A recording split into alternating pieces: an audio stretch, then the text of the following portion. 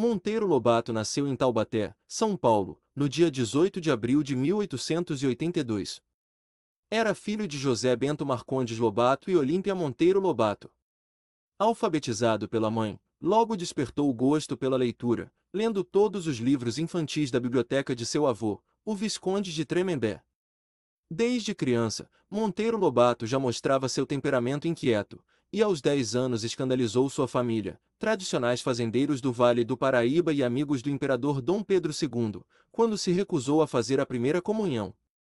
Monteiro Lobato fez seus primeiros estudos em sua cidade natal. Em 1896, com 14 anos, foi estudar em São Paulo no Instituto de Ciências e Letras. Em 1898 ficou órfão de pai e logo em seguida perdeu sua mãe, ficando aos cuidados do avô.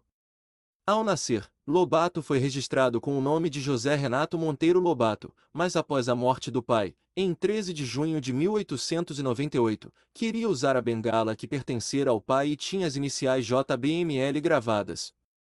Por isso, resolveu mudar de nome para que suas iniciais ficassem iguais às do pai, e desde então passou a se chamar José Bento Monteiro Lobato. Sob a imposição do avô, em 1900, Lobato ingressou na Faculdade de Direito de São Paulo, embora preferisse estudar Belas Artes. Nesse período, morava em uma república de estudantes localizada no centro de São Paulo, junto com os amigos Godofredo Rangel, Lino Moreira e Raul de Freitas.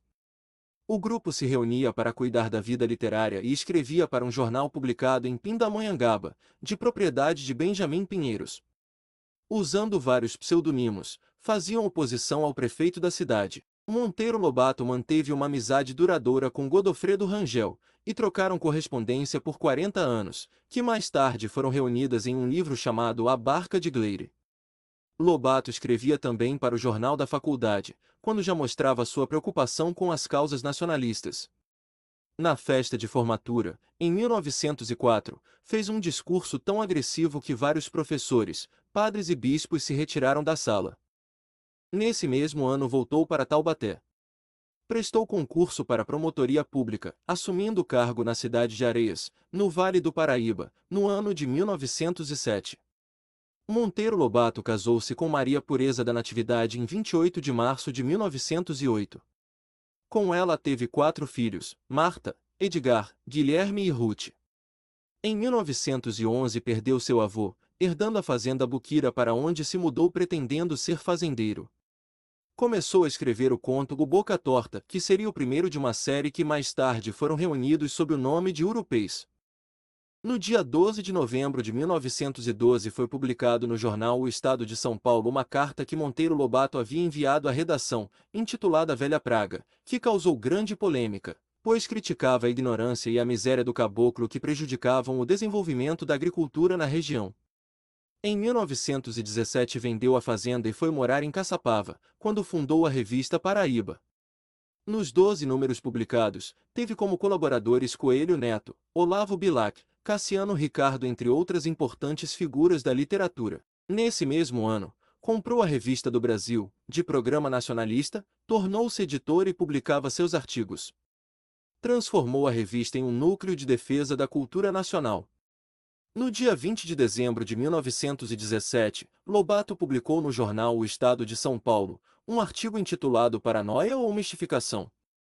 Quando criticou os quadros de Anita Malfatti, pintora paulista recém-chegada da Europa, o que lhe custou a ruptura com os líderes da Semana de Arte Moderna. Em 1918, Monteiro Lobato publicou sua primeira coletânea de contos, Urupês, quando traçou a paisagem das cidades por onde passou e o perfil do Jeca Tatu, um caipira apontado pela pobreza, pelo marasmo e pela indolência, que o tornava incapaz de auxiliar na agricultura. A figura do Jeca Tatu, descrita por Monteiro Lobato, chamou a atenção de Rui Barbosa, que o citou em um discurso na campanha presidencial de 1918, como um protótipo do caipira brasileiro, abandonado à miséria pelos poderes públicos. Entusiasmado com o sucesso de Urupês, em 1919, Monteiro Lobato fundou a editora Monteiro Lobato, a primeira editora nacional, através da qual publicou seus primeiros livros infantis. Em 1921 publicou Narizinho Arrebitado, que depois passaria a chamar-se Reinações de Narizinho. Em seguida publicou Saci e o Marquês de Rabicó.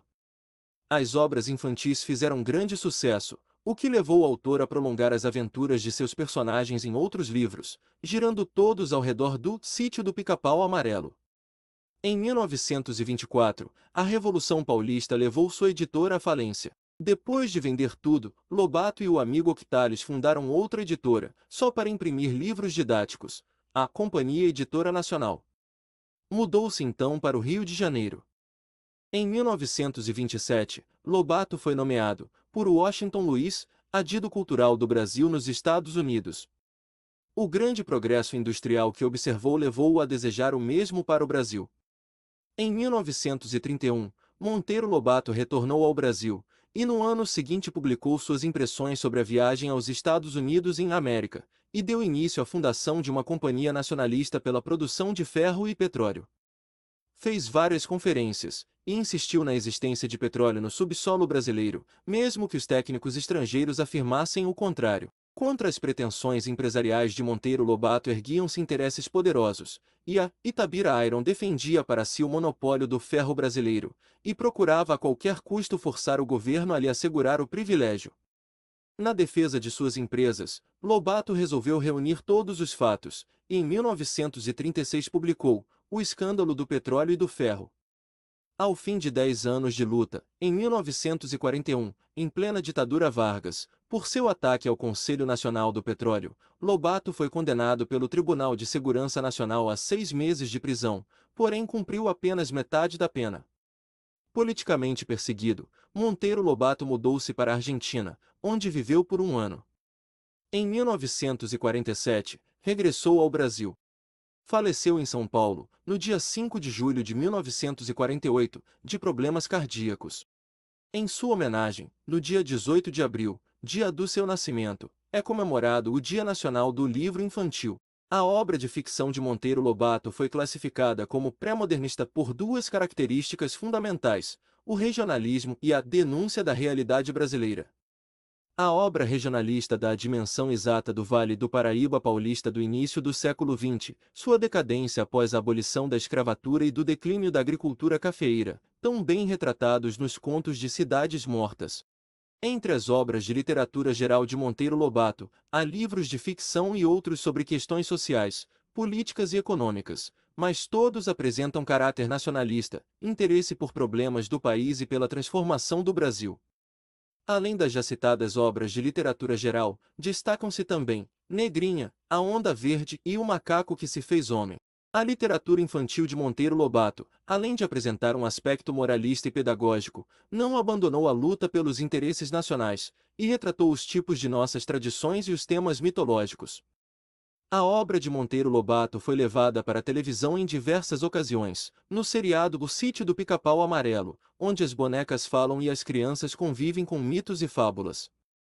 Entre os personagens do Sítio do Pica-Pau Amarelo, criados por Lobato, destacam-se a boneca Emília, Narizinho, Pedrinho, Dona Benta, Tia Anastácia, Visconde de Sabugosa, Tio Barnabé, o Saci e a Cuca. Entre os livros de literatura infantil destacam-se O Saci, Fábulas de Narizinho, Narizinho Arrebitado, O Marquês de Rabicó, Peter Pan, Reinações de Narizinho, Viagem ao Céu, As Caçadas de Pedrinho, Emília no País da Gramática, História das Invenções, Geografia de Dona Benta, Memórias da Emília, Histórias de Tia Anastácia, Serões de Dona Benta, O Poço do Visconde, O Pica-Pau Amarelo. Se você gostou deste vídeo, não se esqueça de deixar o seu like e se inscrever no canal.